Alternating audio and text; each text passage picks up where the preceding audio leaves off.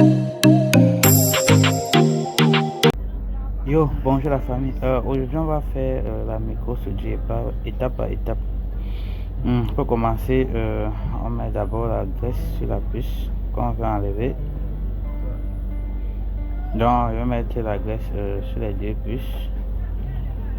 Ensuite, on va utiliser le pistolet à air chaud. Bon, la température dépend. Hein. On va utiliser selon la rapidité. Bon, moi j'utilise ça à 350 avec le débit de à 70. Ok, là on va chauffer tout doucement, tout en touchant la puce pour voir si la puce bouge. On continue de chauffer jusqu'à ce qu'on continue de chauffer en regardant si la puce bouge. Ok, on va chauffer. Bon, faut prendre tout le temps. Faut pas être pressé de retirer la puce. Donc on va chauffer à chaque fois, on va tester pour voir si la puce bouge. On va continuer de chauffer.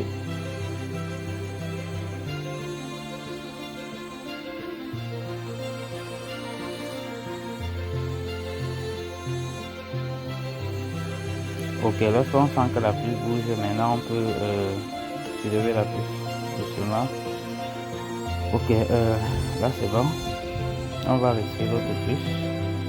On va tout faire de la même façon. On chauffe, on touche un peu pour voir si ça bouge. Ensuite on soulève.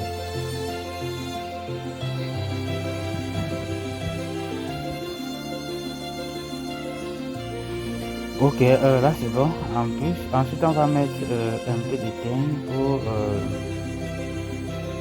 pour que en fait pour augmenter l'ancien éteigne qui est là, pour que ça quitte plus vite. Et on va toucher un peu légèrement avec le fer et il faut aller doucement parce que les pistes des iPhones sont fragiles.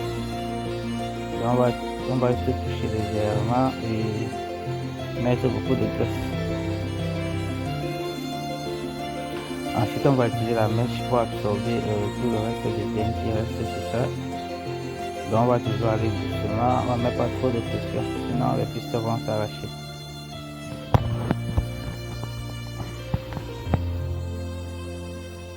Ok, ensuite on va nettoyer très bien.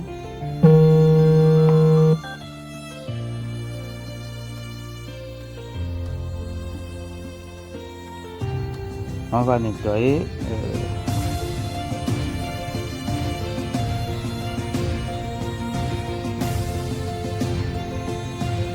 Dans le nettoyage, on fait doucement. Hein. Donc on ne met pas trop de pression.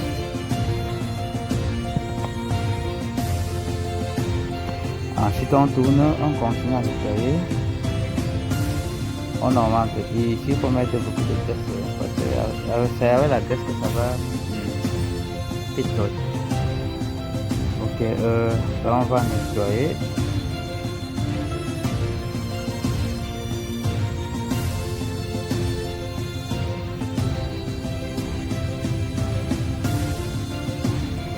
Ok, de ce côté c'est bon, on va aussi nettoyer l'autre pour la deuxième puce. Donc de la même manière, on ne met pas trop de pression. Ok, ensuite il faut passer au nettoyage. On va nettoyer. Ensuite on nettoie. Ok, on va mettre un peu de graisse. Il faut encore, il y a les puces qui ne sont pas très bien. On va utiliser un bout de la mèche pour bien nettoyer. En fait, ici il faut que les pistes soient bien nettoyées pour que lorsqu'on va rebiller, ça prend directement. Donc, on n'a pas à le faire deux fois. Ok, tout on chauffe avec le fer et on frotte légèrement avec la mèche.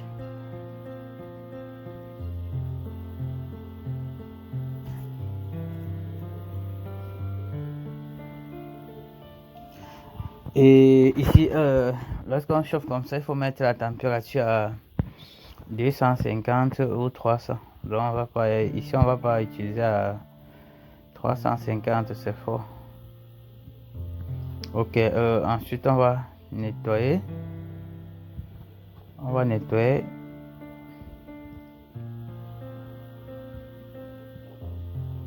Voilà. Ok, là c'est propre, c'est très bien nettoyé.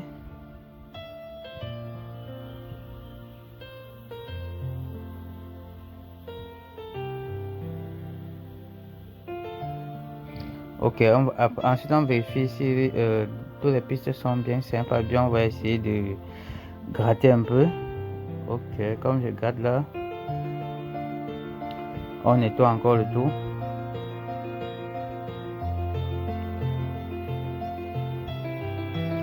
Ok, là c'est bon. Maintenant on va prendre l'autre carte mère pour faire la récupération. On va récupérer les deux. On va récupérer les deux plus sur l'autre carte mère pour remplacer sur l'autre. Donc on va faire tout de la même façon. On chauffe, on touche un peu, ça bouge. Et on utilise tout la température là utilise tout à 350. Lorsque j'enlève, voilà, là ça bouge, on peut se lever. Ok, si il y a les composants qui ont bougé, on remet directement en place. Ok, ici on va faire la même façon, on chauffe, on peut si ça bouge. Ensuite, on retire.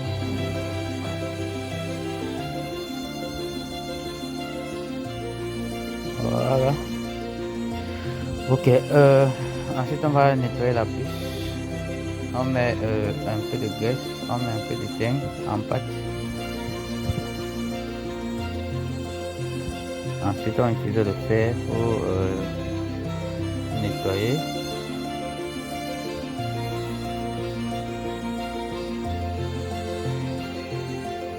Ok, on va nettoyer directement le début.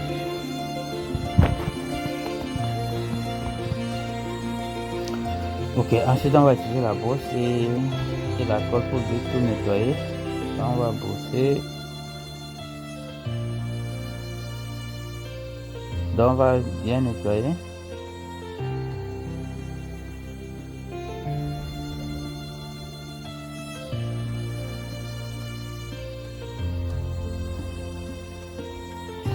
Ok, là c'est propre. Maintenant on peut passer au... Donc on va débiller, on va bien positionner. Ensuite on va mettre le thym. Donc on appuie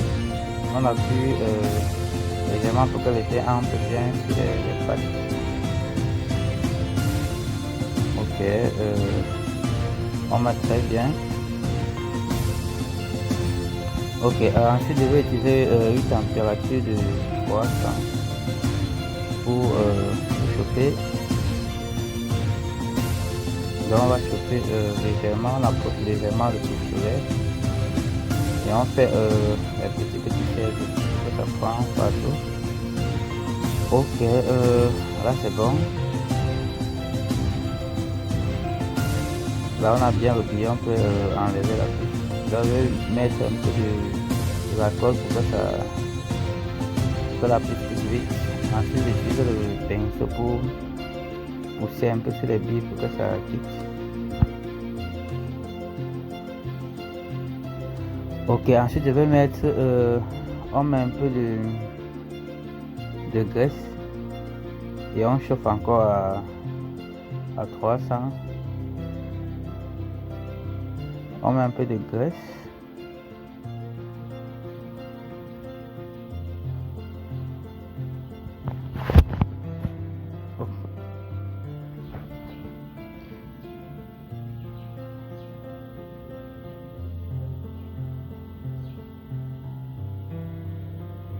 Ok, là on va chauffer à 300 hein, pour que les billes prennent bien leur position. On va chauffer. Voilà. On chauffe bien.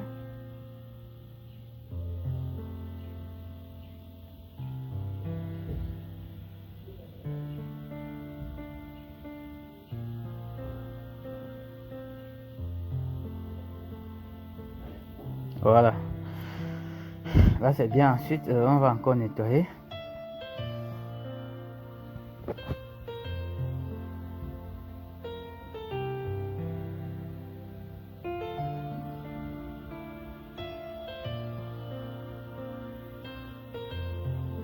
On va nettoyer. On nettoie très bien.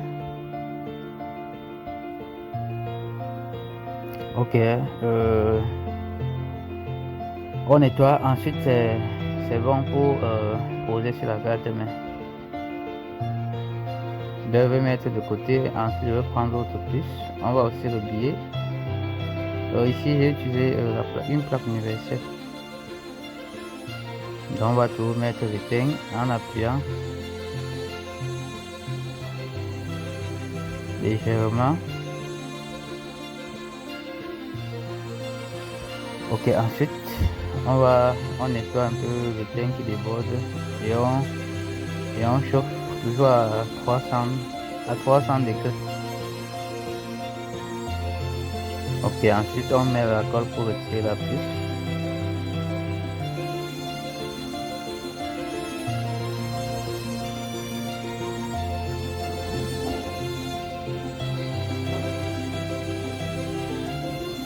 Ok, là on va maintenant nettoyer la puce, retirer les éteints qui sont partout à côté là.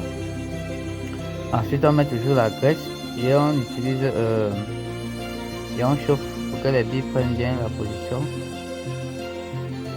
Ok, là on peut nettoyer et ensuite ça va être prêt à souder sur la carte-mère.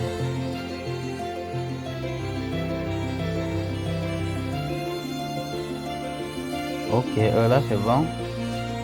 Maintenant on va les deux pistons.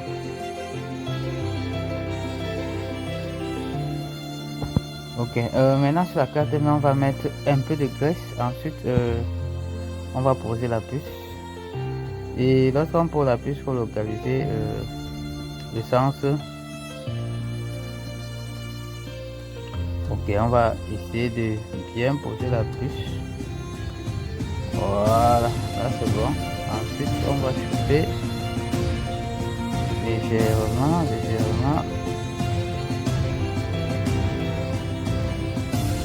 On va aller doucement. Ici, vous pouvez aller avec une température de 300. Là, quand on remet la puce, ou bon, pour 350, si vous pouvez aller plus vite. Là, on va chauffer, on chauffe. Ensuite, on touche pour voir si ça revient. Lorsqu'on touche, ça revient, c'est bon. Ok, on va souder l'autre puce.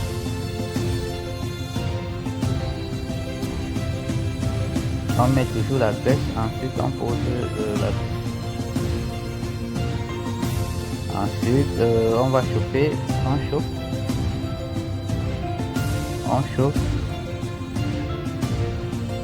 Ok, on va augmenter la graisse, ensuite bien chauffer. Ok, je vais bouger pour voir si la puce revient bien. Ok, là ça a pris. Ensuite, maintenant je nettoie le tout.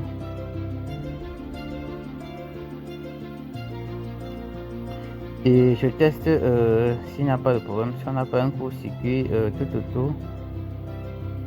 Ok, là tout est bon.